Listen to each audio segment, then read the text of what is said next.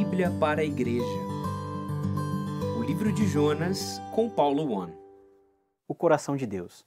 Jonas capítulo 4, versículos 10 e 11.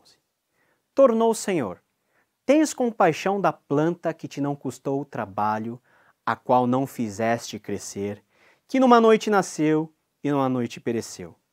E não hei de eu ter compaixão da grande cidade de Nínive, em que há mais de 120.000 pessoas que não sabem discernir entre a mão direita e a mão esquerda, e também muitos animais? Até aqui, trilhamos o caminho proposto pela narrativa de Jonas. Esse Jonas, profeta em tempos de crise, que embora tenha nascido e vivido dentro das fronteiras de Israel, Reino do Norte, foi enviado por Deus ao estrangeiro, exatamente para os ninivitas, para anunciar uma mensagem dura de juízo. Mas essa história apresenta uma série de reviravoltas. De quem esperamos ver atos de piedade, vemos um agudo egoísmo. Daqueles de quem pressupomos atitudes ímpias, vemos, surpreendentemente, arrependimento, temor, obediência e transformação. Sim, a leitura de Jonas quebra muitos paradigmas que nós temos. O livro de Jonas termina com uma pergunta. Aliás, na Bíblia, apenas Jonas e Naum, que tratam da temática do juízo de Nínive, terminam com esse tipo de recurso literário que nós chamamos de pergunta retórica. Os episódios do capítulo 4, quando Deus perdoa Nínive diante do protesto e da decepção de Jonas, e também do episódio da planta, do sol e do verme, nos mostram que o Deus de Israel não está restrito a Israel. Ele é o Deus criador de tudo e soberano que demonstra a sua compaixão para quem Ele quiser. Compaixão. Essa é a essência do coração de Deus e do motivo pela qual Deus poupou, a contragosto do profeta, os ninivitas da sua destruição. Mas o ponto é que a percepção de Jonas dessa compaixão estava mal sintonizada, estava com foco no lugar errado. E Deus, ao dirigir-se a Jonas, aponta cirurgicamente para isto. Jonas, tu tens compaixão da planta que te não custou trabalho, a qual não fizeste crescer, que numa noite nasceu e numa noite pereceu. Ou seja, você está aí lamentando tanto pela perda dessa planta, que te deu sombra e frescor do calor escaldante, mas era apenas e tão somente uma planta. Deus em seguida compara o sentimento de Jonas com o dele próprio.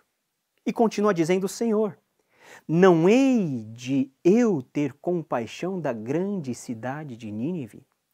Se Jonas demonstrou compaixão, quanto mais Yahvé. Se Jonas se preocupou com um aspecto pequeno da criação, como uma planta, quanto mais o Senhor não se preocuparia com o ser humano que vive longe dos seus propósitos. Deus, ao contrário de Jonas, não estava preocupado com a grande cidade em termos dos seus muros, sua economia, seu poderio militar ou de sua relevância política, não! O foco da compaixão de Deus estava nas pessoas que habitavam aquela cidade, dos mais de 120.000 pessoas que não sabiam discernir entre a mão direita da mão esquerda. Meus amados irmãos, Deus olha com um coração pesado à ignorância humana. Essa ignorância do ser humano em relação a Deus é justamente o alvo da sua compaixão. Estamos agora falando do coração de Deus. O sentimento de Deus foi o mesmo sentimento que Jesus demonstrou quando foi crucificado. Ao olhar para os seus algozes, Jesus disse: Pai, perdoa-lhes, pois não sabem o que estão fazendo. Lucas 23, 34. É o que o apóstolo Paulo também testificou em 1 Timóteo 1,13.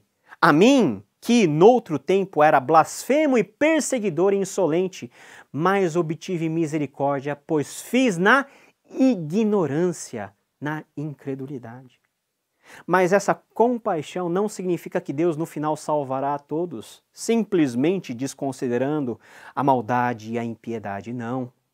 O próprio Antigo Testamento nos mostra que os ninivitas, que na época foram alvo do favor divino, serão os mesmos que, dali a alguns anos, serão destruídos. Destruídos pelos caldeus. Destruídos com base em outra profecia feita pelo profeta Naum. Destruição que aconteceu em 612 a.C. Aos olhos do Senhor, os ninivitas careciam de compaixão, pois afinal eles não sabiam discernir aquilo que era bom ou ruim, a sua mão direita da esquerda. A referência aos animais aqui no texto é interessante, pois nos mostra que no olhar de Deus, o nível moral dos ninivitas era equivalente à dos animais. E a linguagem irônica do texto é que Jonas considerou esse fator justamente o motivo deles, os ninivitas, serem destruídos. Entretanto, a compaixão de Deus com relação a esses ninivitas era muito mais profunda do que a raiva que Jonas podia sentir deles. O livro de Jonas termina com uma pergunta da qual não temos a resposta do profeta. Aliás, como disse há pouco, talvez Deus não quisesse ouvir a resposta de Jonas. A função das perguntas retóricas está em nos fazer pensar e refletir sobre nossas ações. Deus queria que Jonas refletisse sobre a essência de todas as coisas, o seu coração. O coração de Jonas estava totalmente desalinhado com o coração do Senhor. Exteriormente, ele obedecera a Deus indo a Nínive, mas Jonas estava voltado mais para seus interesses do que aos dos outros. Jonas somos nós. Um comentarista em Jonas disse certa feita: um Jonas espreita em cada coração cristão, choramingando sua mensagem insidiosa de preconceito presunçoso, tradicionalismo vazio e solidariedade exclusiva. Aquele que tem ouvidos para ouvir, que ouça e permita que o amor salvífico de Deus, que foi derramado em seu próprio coração, remodele seu pensamento e orientação social. O livro de Jonas nos ensina que Jonas somos nós. Quando temos aquela dificuldade em perdoar alguém que nos cometeu mal, automaticamente excluímos essa pessoa da graça de Deus e desejamos que ela pague até o último centavo pelo pecado cometido. Jonas somos nós quando nos fechamos dentro das paredes das nossas igrejas, achando que Deus está satisfeito apenas na manutenção mais básica da sua obra, enquanto fazemos vista grossa a uma Nínive que perece espiritualmente do lado de fora. Jonas somos nós quando pensamos que podemos dar um nó em Deus e fugir da sua presença como se nada tivesse acontecido. Jonas somos nós quando fazemos a obra do Senhor de forma negligente, indolente, sempre que chegamos à conclusão de que aquela vontade não nos traz vantagem. Jonas somos nós, porque ainda que sejamos crentes, nossos corações ainda estão cheios de pecado, de egoísmo e de mesquinhez. Somos os Jonas de hoje, porque carecemos da mesma compaixão de Deus. Enfim, meus queridos irmãos, Jonas é um exemplo de quem somos todos os dias. E é por isso que a mensagem e a vida desse profeta continuam importantes para cada um de nós hoje.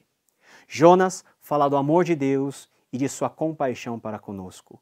Jonas é um dos sinais que apontam para a própria pessoa de Jesus Cristo, como aquele que, por sua morte e ressurreição, fez com que essa compaixão de Deus nos alcançasse definitivamente. Jonas, por fim, nos faz estar mais atentos e sintonizados ao coração de Deus do que ao conforto que uma simples plantinha pode nos oferecer. Jonas é para a igreja, porque Jonas é a palavra de Deus para nós hoje. Que Deus te abençoe e até uma próxima. Tchau.